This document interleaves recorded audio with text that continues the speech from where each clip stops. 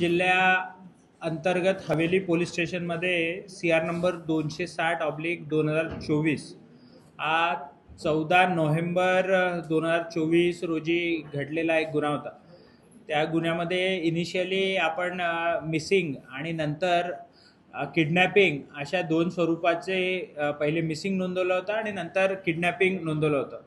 ह्यामध्ये एक senior citizen होते श्री विठ्ठल पोळेकर, ह्यांचं किडनॅपिंग झालं अशी प्रथमदर्शनी माहिती होती। त्याचा शोध घेतला असता असं निदर्शनास आलं की त्यांचा जो आहे खून करण्यात आला आणि त्या खून करून त्यांच्या डेड बॉडीचे जे तुकडे आहे ते पानशेतच्या तलावामध्ये टाकून देण्यात आले होते।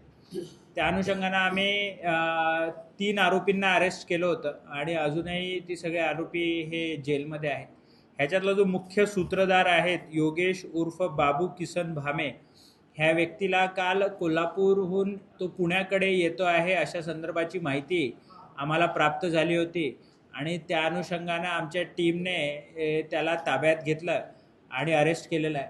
ह्यामध्ये पुढे जाऊन जे आहे आम्ही आज त्याला माननीय न्यायालयात हजर केलं असता त्याच्यामध्ये आम्हाला 5 दिवसाचा पोलीस कस्टडी रिमांड प्राप्त झालेला आहे। ह्यामध्ये सदर व्यक्तीचा खून करण्याकरता धारदार शस्त्र कोयत्याचा वापर केला होता आणि त्याच्या शरीराचे तुकडे करून ते त्या तलावामध्ये टाकण्यात आले होते। ह्यामध्ये खुनाच्या मागचा जो उद्देश आहे, जो प्रिलिमिनरी जी माहिती FIR मध्ये देण्यात आली होती त्या अनुषंगाने तर असाच होता की खंडणी मागितली होती, जवळपास 2 कोटी रुपयाची खंडणी ह्यांना मागितली होती। हे विठ्ठल पोळेकर हे व्यावसायिक आहेत, त्यांचा कन्स्ट्रक्शनचा मोठा बिझनेस आहे आणि त्या अनुषंगानं हा गुन्हा केला असावा अशी प्रिलिमिनरी माहिती होती।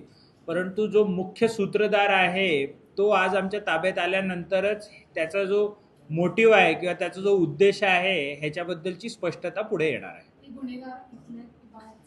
हे इथलेच स्थानिकच गुन्हेगार आहेत, हे डोंजे गोरे ह्या भागामध्ये राहणारे हे गुन्हेगार आहेत।